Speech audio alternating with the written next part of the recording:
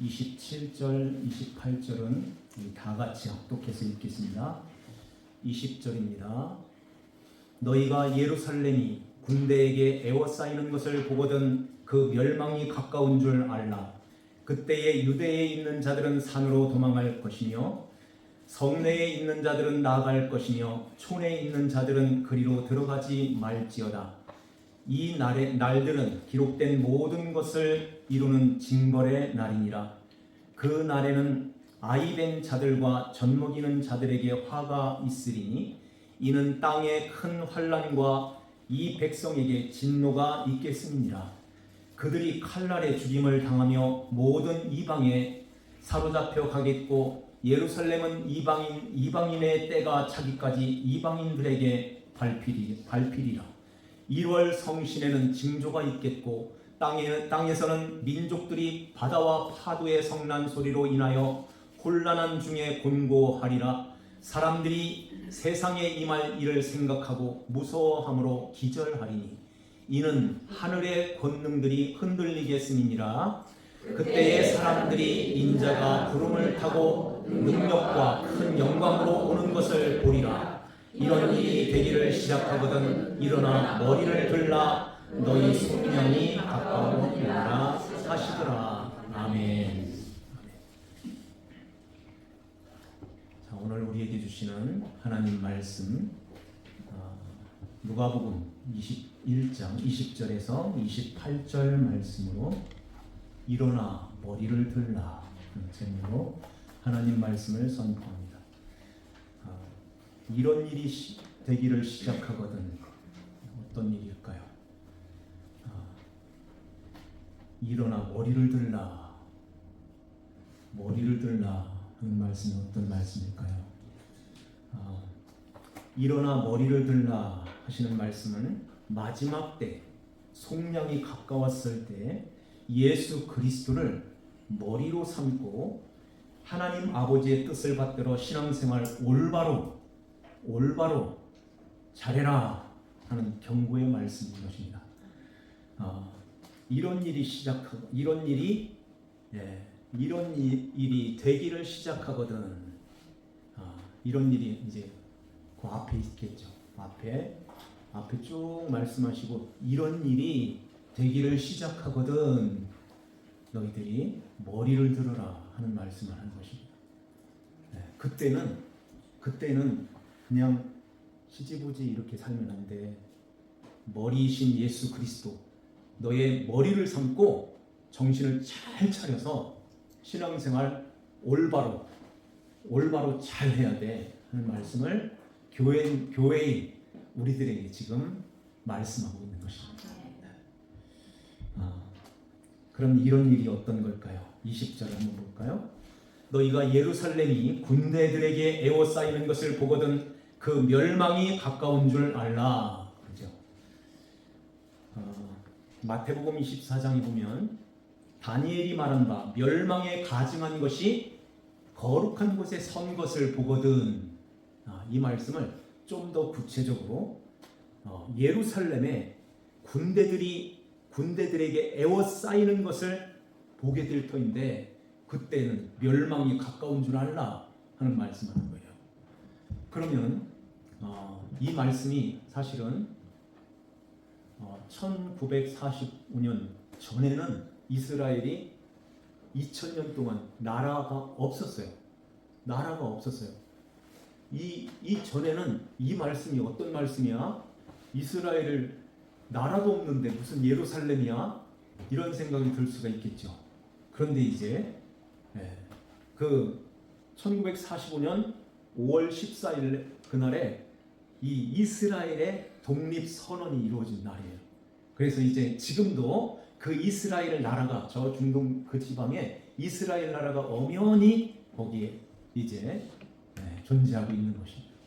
그러면 그 예루살렘이 군대에게 에워싸게 되는데 그때에는 마지막 멸망의 때가 가까이 온 줄을 알라.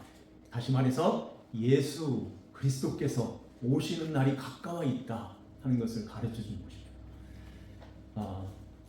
그리고 25절에 보면 1월 성신에 징조가 있겠고 땅에서는 민족들이 바다와 파도의 성난 소리로 인하여 혼란한 중에 곤고하리라. 26절에 보면은 하늘의 권능들이 흔들려 사람들이 무서워 기절하는 일이 있을 것이다. 이런 일이 되기를 시작되거든 정신 바짝 차려야 돼. 이런 말씀하는 거예요. 신앙생활 올바로 잘 해야 돼. 교회에서 살으라는 얘기가 아니라 바르게 신앙생활, 예수 그리스도를 올바로 믿어야 돼. 이 말씀하는 것이죠. 하나님의 말씀은 항상 보이는 것을 통해서 보이지 않는 것을 숨겨놓으시고 그것을 성도들에게만 이렇게 싹 펼쳐서 그걸 계시라고 하죠. 보따리를 클러서 이렇게 펼쳐서 보이는 것처럼 우리들에게 그 말씀을 이렇게 펼쳐서 보이는 것입니다. 보이는 것을 통해서 보이지 않는 것을 보게 되는 거예요. 이것이 인류 역사 속에서 예수 그리스도를 이 세상 모든 것에 이렇게 담아 놓으셨는데 이것을 계속 반복적으로 점진적으로 우리들에게 이렇게 가르쳐 주고 있는 것입니다. 그러면 예루살렘이 군대에 에워싼 적이 있었죠. 그리고 예루살렘이 함락된 그때가 있었어요. 주후 70년에 로마의 디토스 장군이 로마 군대를 쳐들어가지고선 이제 예루살렘이 완전히 그 성전은 완전히 예수님 말씀대로 돌 하나도 돌 위에 남지 않고 다 무너뜨려지리라 하는 말씀처럼 싹 무너진 적이 있었어요. 그 금을 캐가기 위해서 그 금 뜯어가기 위해서 돌을 위에다가 돌 하나도 남겨놓지 않고 다 무너뜨린 것입니다. 그것은 이 성전은 너희들에게 이렇게 예수를 보여주는 설명하는 그러한 교구야. 그것으로 이제 이게 다 보여줬어. 왜냐하면 말씀으로 오신 예수, 말씀으로 오시는 성전이 오셨기 때문에 그래요. 그래서 성전이 이제 필요가 없어 하고 다 무너뜨린 것입니다. 그리고는 이제 예수님이 말씀하셨는데도 알아듣지를 못하니 어떻게 해야 돼요?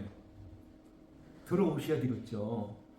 성령으로 이제 들어오셔서 성도들의 안에, 우리 안에 성전을 삼고 하나님이 우리 안에 거하시는 것입니다. 이것은 아무도 무너뜨릴 수가 없다 하는 거예요. 우리 안에 성전을 삼고 있는 전능하신 하나님이 그 어떤 것보다 더 크신 위대하신 그 하나님이 우리를 딱 안위하고 우리 안에 거하시기 때문에 이 성전은 무너질 수가 없단다 하는 것입니다. 그래서 그 예수 그리스도께서 이렇게 우리 안에 성전 삼고 계시는 이것을 보이는 것을 통해서 계속적으로 말씀하시고 점증적으로 계속 이렇게 확실하게 드러나도록 이렇게 우리에게 말씀하는 거예요. 그러면 70년에 무너졌으면 이렇게 예루살렘이 군대들에게 에워싸이는 것을 볼 때가 있는데 지금 이 시대에 이제 그 시대가 된 것이죠.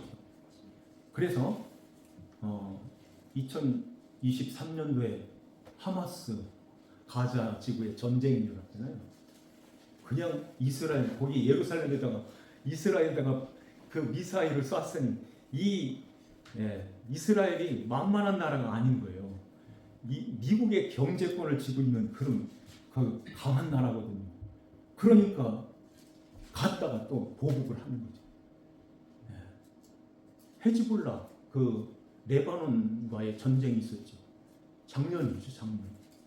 잠깐 휴전이 이제 됐는데 이러한 일들이 이제 앞으로 계속 일어날 거야.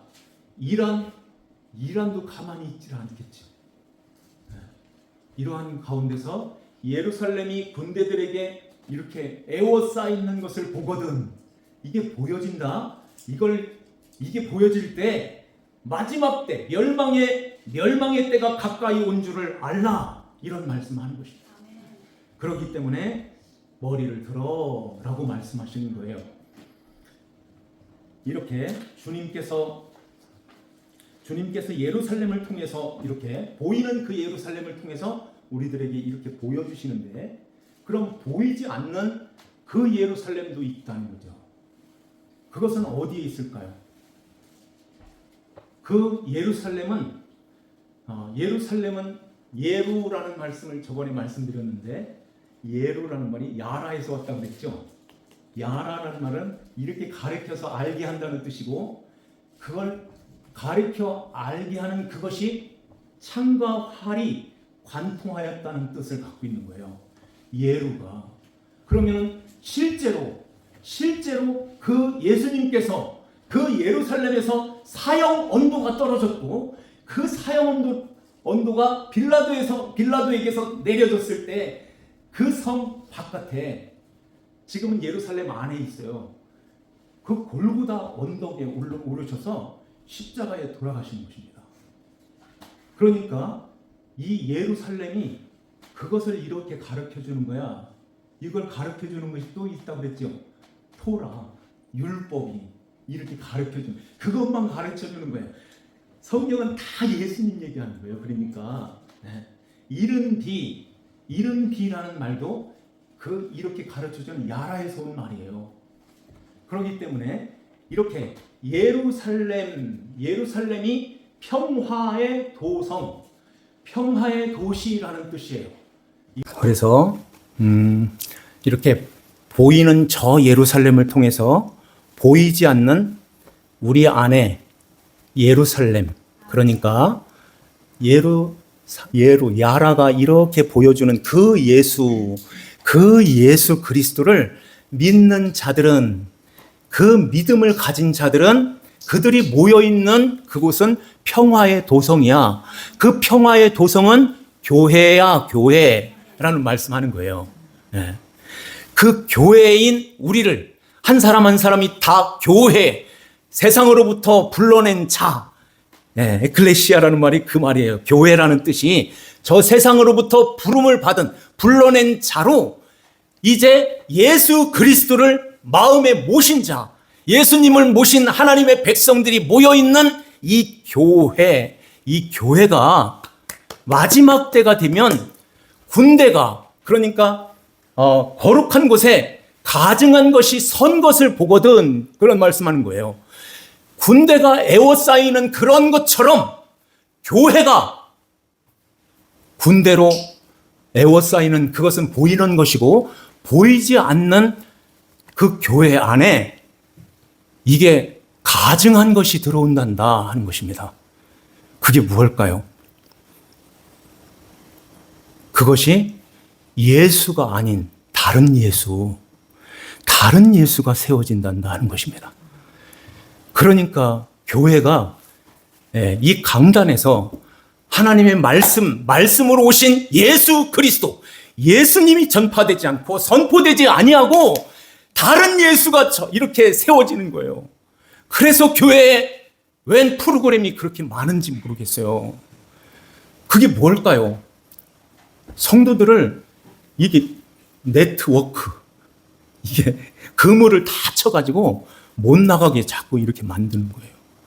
그래서 교회 안에 이런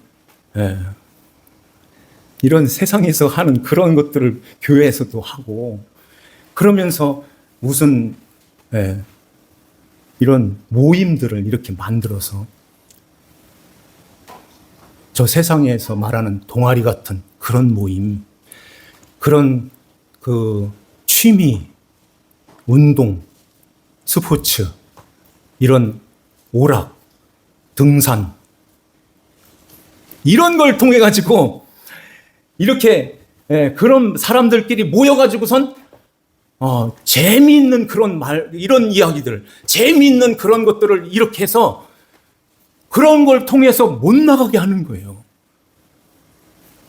그리고 여기에 말씀처럼 그때에 유대에 있는 자들은 산으로 도망할 것이며, 그런 말씀하죠. 유대에 있는 자들은, 그러면 저 예루살렘, 그 유대, 거기는 보이는 것이고 보이지 않는 것이 있다는 거예요. 그러면은 유대라는 것은 뭘까요? 그 중심에 뭐가 있어요? 율법이 있고 성전이 있고 할례, 안식일, 이런 것들을 지키는 거예요. 그래서 율법을 조문을 만들어서 쫙 펼쳐서 하나하나 이렇게 지켜나가는 것입니다. 왜 지킬까요? 유대인들이 왜 그것을 어렸을 때부터 목숨을 걸고 어렸을 때부터 5살, 6살 말 배우면서 그 토라를, 그 율법을 계속해서 읽고 외우고 12살 때 되면은 모세 오경을 띌 정도로 달달달달 여기 머리에다가 꽉 이렇게 담아놓는 것입니다. 그러면서 그것을 하나하나 열심히 지키는 거예요. 그래서 바리새인들은 율법에 흠이 없는 자로다. 바울이 그런 얘기를 하는 것입니다. 바울도 바리새인이었거든요. 나는 율법에 흠이 없는 자였어. 이 정도로 율법에 아주 그냥 철저하게 지키는 거예요. 그 관원이, 부자 청년, 그 관원이 예수님 앞에 나와서 쭉 얘기할 때, 예수님, 전 그거 어렸을 때부터 다 지켰나이다. 그러잖아요. 어렸을 때부터 다 이렇게 통달 지켰습니다. 그런데 무엇이 부족합니까? 너희가 하나가 딱 부족한 게 하나 있어. 주님께서 그 말씀하는 것입니다. 이렇게 다 지킨다는 것은 지금 뭘 하겠다는 거예요? 하나님 앞에 나가겠다는 얘기 아니에요. 그걸로 나가겠다는 거예요. 그걸로. 그래서 열심히 하는 거예요. 이 유대주의가 돼버린 것입니다. 교회가 마지막 때가 되면 이렇게 간단다 하는 거예요. 여기에 예수님이 끼어들 그 틈이 없는 것이죠. 예수님이 계시질 않는 거예요. 그러니까 이 바리새인들에게, 서기관과 바리새인들이 그 주님께서 화 있을진저 하나님의 나라 천국에 들어가는 길을 너희들이 막아놓고서 너희들도 못 들어가고 들어가려고 하는 사람도 못 들어가게 막는구나. 어떻게 막았을까요? 무슨 창이나 활이나 칼 이걸로 갖다가 위협하면서 교회, 예배당, 성전, 회당 어디를 들어와 이렇게 막은 거예요? 가장 착한 모습으로 나오는 거예요. 착한 모습으로. 착하게 살지 말라는 얘기가 아니라 착한 모습으로 나오는 거예요. 율법을 다 지키면 얼마나 착하겠습니까? 그 대문에 그 나사로가 거기서 진을 치고선 거기서 부자 집에서 나오는 그것들 먹고 있는데 유대인들은 그걸 쫓아내지 않는다니까요. 우리 집에 누가 거기서 거지가 와가지고선 펼쳐놓고선 거기서 산다고 생각해 보세요. 그러면서 매일마다 밥 갖다 줘요? 우리보다 훨씬 더 의로운 사람들인 거예요. 율법에 흠이 없을 만큼 철저하게 지켰던 사람들. 그래서 그 힘으로, 자기의 노력으로, 자기의 의를 쌓아가지고 하나님 앞에 가겠다는 것입니다.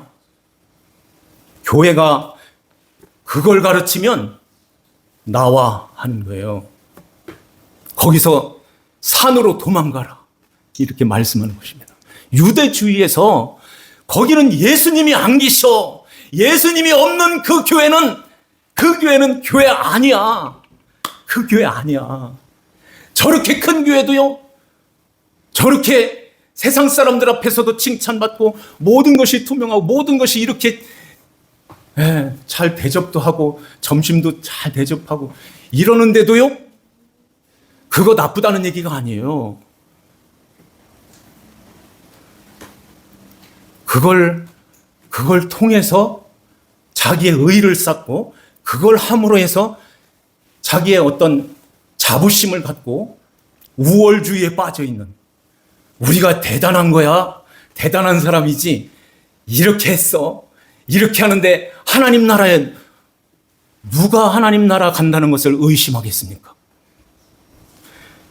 천국에 대한 가장 확신 있는 사람들이 누구였을까요? 바리새인들이에요. 지옥 간다는 생각은 일도 안 하는 것입니다. 제일 먼저 간다고 자부하는 사람들이 바리새인들이었다니까요. 그런데 왜 주님께서는 그들에게 그렇게 호되게 야단을 치실까요? 화 있을진저 하면서, 독사의 새끼들 하면서. 왜 그랬을까요? 너의 힘으로, 너의 그 노력으로 그렇게 천국 가는 것이 아니야. 그래서 아버지가 예수를 보냈단다. 예수님이 그래서 오신 거야. 너희들이 할 수 없는, 이미 허물과 죄로 죽었던 너희들을 그러잖아요. 죽은 자들이 뭘 하겠습니까? 어떻게 하나님 앞에 나갈 수가 있겠어요? 죽었던 너희를 그리스도께서 살리셨느니라 하는 말씀하는 것입니다, 바울이. 그래서 이제 마지막 때가 되면 죄, 지옥, 심판, 예수, 그리스도, 이 설교가 빠져나가는 거예요. 놀자판 아니면은 어울림, 같이 이렇게 엮어가지고 나가지 못하게. 아유, 내가 여전도에서 이런 것들을 맡았는데 어디를 나가? 이런 모습으로 있는 거예요. 아, 이렇게 재미있는데, 나를 이렇게 알아주는데 어디를 나가? 여기가 천국인데. 그것은 있어도 되고 없어도 돼. 중요한 것이 있어요. 그게 바로 예수 그리스도를 믿는 믿음입니다.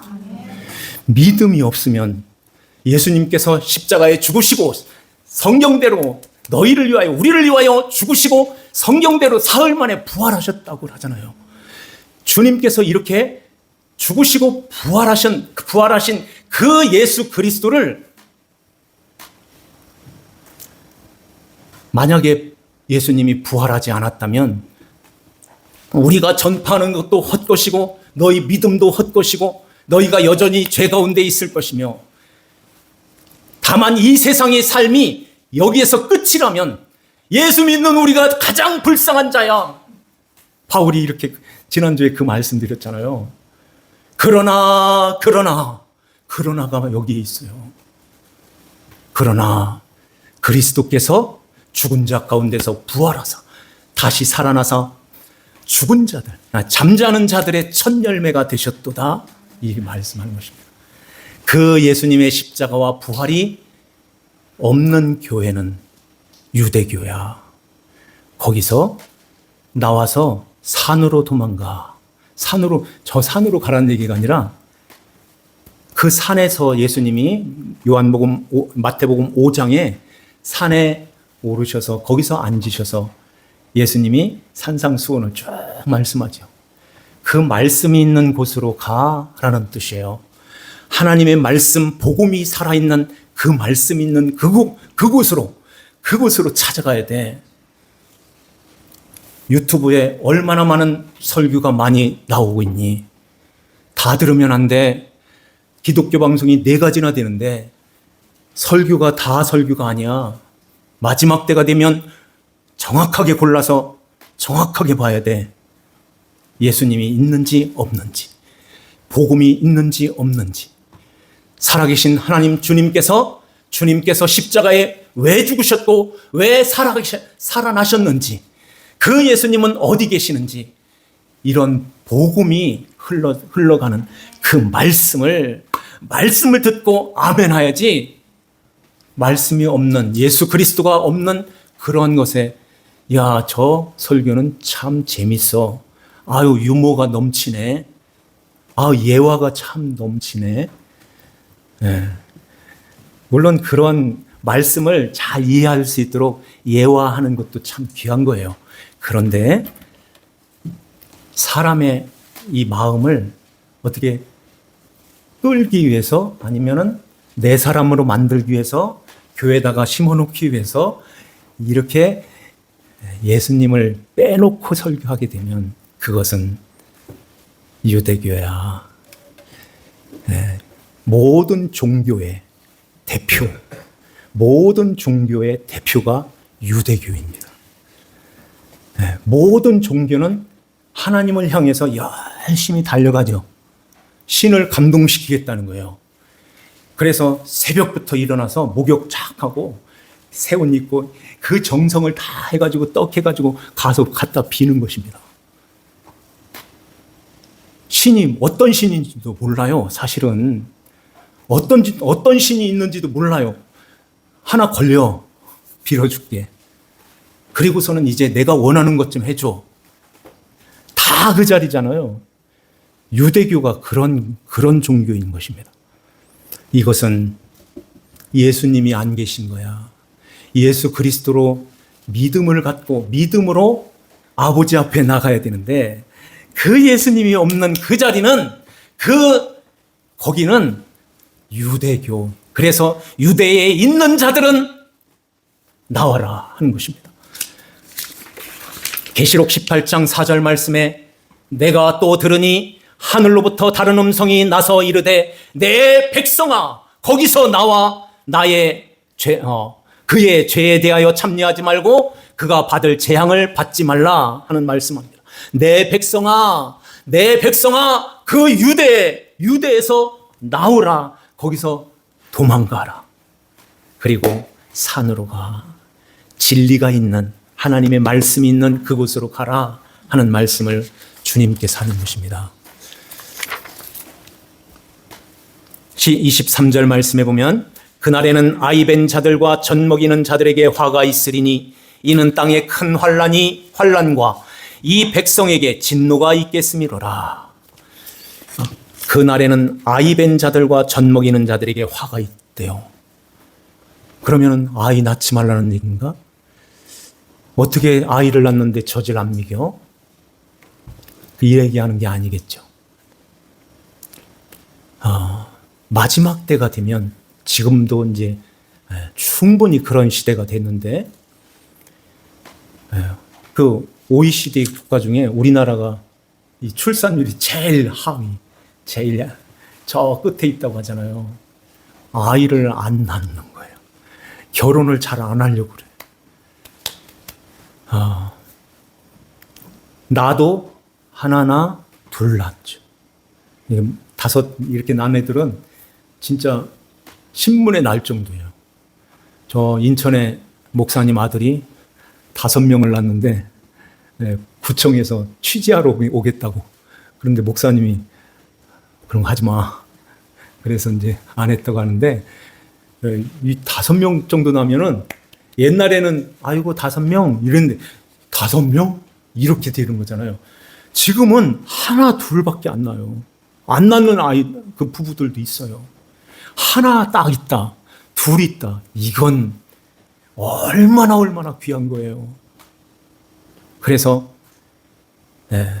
그 아이한테 온 정성이 아이한테 다 가는 거예요. 아이를 이렇게 떠받들여서 키우는 거죠. 그렇게 안 하시는 분들이 거의 없는 거예요. 이제는 다 이렇게 예수님 말씀이 어디 있어? 이렇게 내 생각대로 내가 잘 가르쳐 가지고 훌륭한 사람 만들어야지. 그런 모습으로 있게 된다는 것입니다. 그래서 그건 예수님 없는 그 인생, 예수 없는 자녀들을 예수님 말씀이 아닌 내 생각대로 이렇게 자녀들도 엄마의 생각대로 내 마음대로 이렇게 자라다 보니까 예수님 없는 그런 모습으로 아이들이 지금 이렇게 자라고 있는 거예요. 그러니까 교회 안에 진짜 믿음을 가진 그 아이들이 점점 사라지고 있다. 이런 모습으로 있을 때 주님께서 사랑하는 내 자식들이 예수님 떠나고 있는데 그냥 이렇게 놔두면 되겠니? 그래서 큰 환난이 있을 거야. 이런 말씀하는 것입니다.